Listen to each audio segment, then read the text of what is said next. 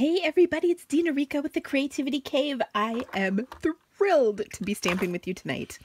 I have like the coolest, most awesome project, and it was one of those things where I was giddy because I did it. Yay!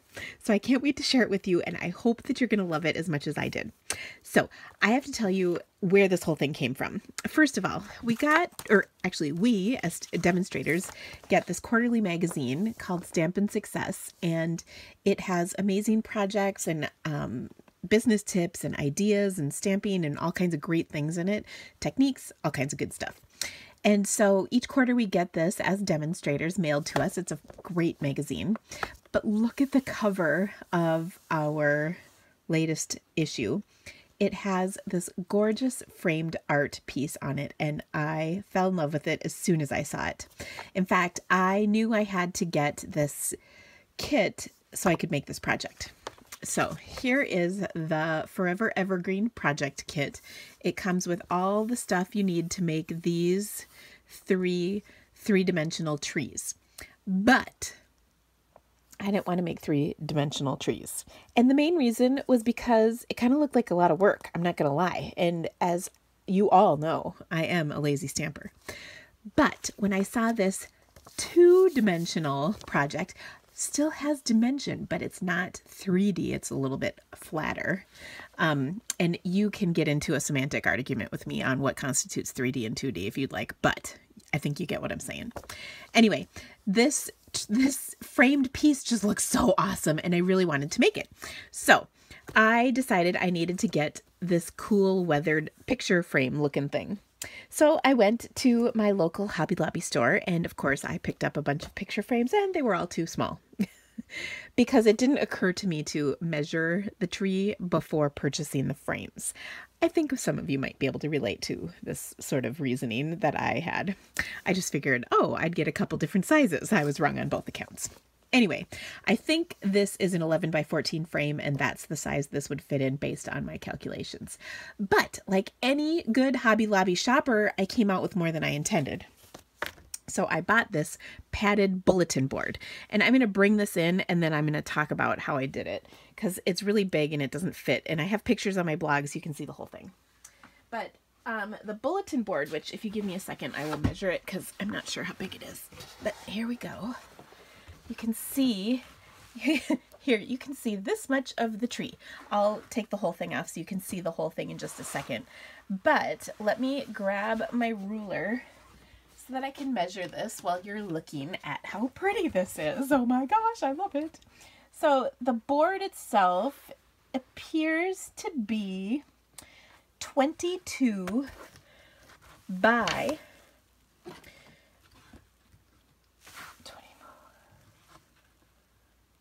22 by 27, roughly.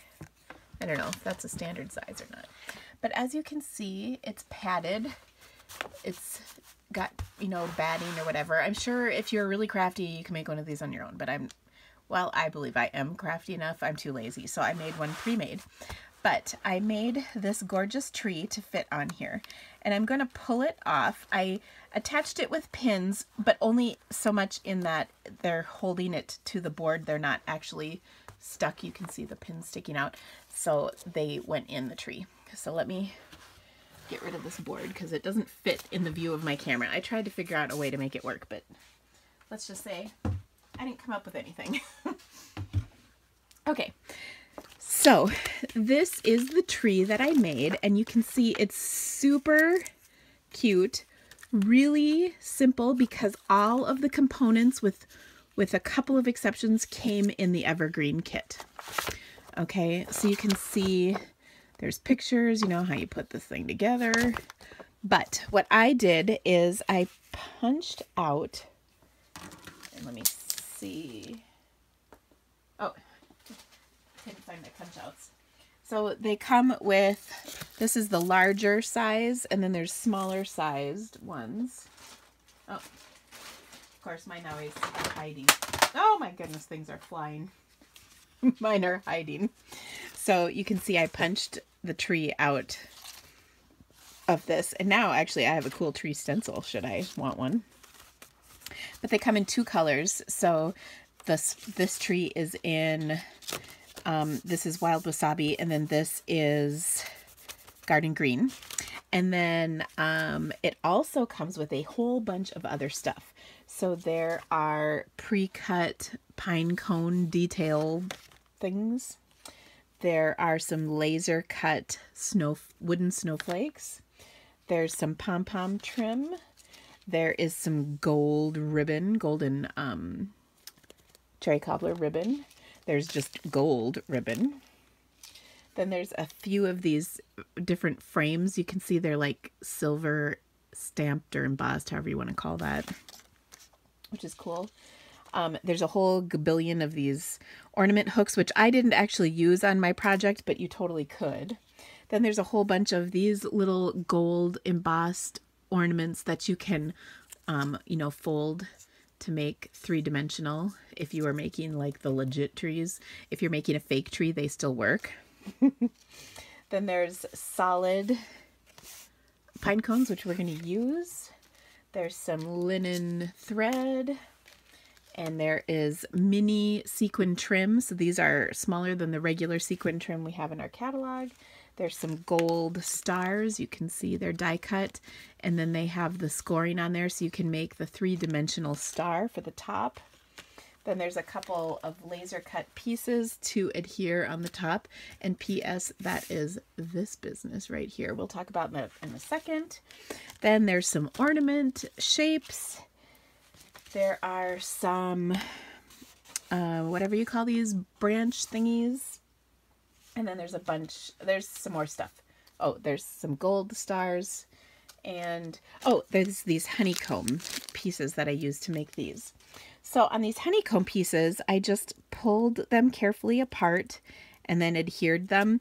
Actually, one side has adhesive. You can see, you can pull the backing off of that. And then the other side, I just used fast fuse to adhere this way. I mean, they're supposed to open up and go all the way around, but I didn't want to go all the way around to make a 3D. I just wanted it to be flat on my two-dimensional tree. So let me show you how I made some of the elements on here. I just glue dotted my trim. I did 4 pieces of my gold trim, gold sequins trim, and there's just a glue dot on each end of the tree. So that's really easy. Then I added these, and what I recommend doing, and this is how I did it, is I kind of placed everything where I liked it, and then I adhered things down once I was happy with the placement. So you might notice right here, it's a little empty. We have one more piece to put right there. So let's make one of those. So I'm going to make one of my little pine cone embellishments. So on each of these, I've got some holly punching and either the little branchy thing that comes in the kit, or I die cut some pines from the Christmas pines. They're actually the Pretty Pines framelets. So to do that, it is really simple. But I have a couple of good tips for you that I found are helpful.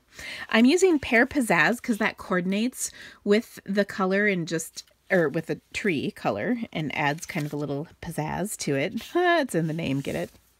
I know, I kill myself, literally, sometimes. So I'm going to use the Holly Berry Happiness stamp set, as well as the coordinating Forever Evergreen stamp set. So here I got the Season's Greetings for my banner, as well as the, whatever you call this, for the pine cone. Oh, we need to stamp one of those. So here they are. And I was a little concerned about how easy or difficult these would be to stamp, but it was pretty easy. If you really needed, sorry, I'm just looking for my ink pad because I had it a second ago and now it's gone. If you really needed to, you could use your stamp positioner to ensure the placement was correct. Seriously, I lost my ink pad though. Darn it. I thought I had it already. Oh, it was just under something. Shocking. Okay, so I'm just going to stamp this down using soft suede ink on the cardstock. And here's where you want to just take a look at what you're stamping. I did that pretty good. Look at that. Not bad. Usually I kind of mess up when I'm on camera, but that one wasn't half bad. Then I have my scrap of Pear Pizzazz. And for this, I recommend creating a template. And let me see if I can find the one I made. I don't know what happened to it, so let me show you how to do it quick. So what I did was I punched this out just out of a piece of scrap paper. And then what I did is I took the 2 pieces of rubber and placed them on top. And actually, let me see if I still have, well, I just positioned the 2 pieces of rubber on top of my template so that it would match. And then I picked those up with my block so that they would be aligned properly for me to use the punch. Does that make sense? So what I'm going to do next is stamp them with Pear Pizzazz ink on my Pear Pizzazz cardstock, and then they will all coordinate. So I think this is a really great tip for kind of maximizing your punch as well as getting the alignment right so you can stamp more than one at a time. And I did kind of flub that up just a little bit, but because I'm cutting it off with the punch, it won't matter. I got a little extra ink on that bottom one. Okay, so you can see my 2 pieces come out. And I kind of mixed up. Some of these use both sizes. Some of use just the smaller or just the larger. Well, probably just the smaller. But anyway, you get the idea. I kind of mixed things up a little bit. And so I'm going to place those roughly like that. I can add a little bit of this pine bow on here just to, again, add a little color, a little dimension. And then if I wanted, I could take one of these berry branch thingies, and I don't even need the whole thing. I can just do a little part of it like so and add this just to kind of jazz up the whole thing. Isn't that cool? I do like that. Okay, so to adhere all these teensy little pieces, I'm just going to use some handy dandy glue dots because you know glue dots are so functional in life. So I think I'll put one on here, and they're going to stick out. I mean, don't worry, because it'll actually just sort of help adhere the next item down, which is just fine. So don't worry if they're sticking, you know, beyond the edge of your thing that you're adhering this down with. But did you notice how I like to kind of place everything and then glue it? That way I just have an idea of where things are going and how they're going to be placed on there before I commit with adhesive. Because you know that is ultimately quite the commitment, is adhering things. All right, now this one has kind of a lot of stuff on it, but you get the idea. It's cute. Now, I also notice, you know, you always have these little stray sequins that come off the trim or whatever. So use those and just add them to the center just to kind of finish things off. And then that kind of ties in all of the different elements from your tree. Now, I'm going to adhere this to my tree with a dimensional because that's the easiest way to do it. And then when I stick this on here, like so, it just adds that last little touch to my tree, and now it's done. So I think this is such a pretty project. It really was quite easy to put together. Like I said, almost everything comes in the kit. I did borrow a few things. If you didn't have all these things, though, that's okay. I would say the stamp set that coordinates with the kit is probably the best one to get if you need to make a choice, just because it does coordinate, especially with the pine cone and everything. But such a fun project and so easy. Now, the cool thing about my board, though, is because I didn't permanently attach this tree to it, I can change up seasonally what I'm putting on that great big board. And so I'm really looking forward to it. In fact, my original purpose in purchasing it was to use some of the brand new flowers from our new occasions catalog that starts soon to decorate that. So stay tuned. Come back and visit me in after the catalog starts, because I will have more info on that. Yay!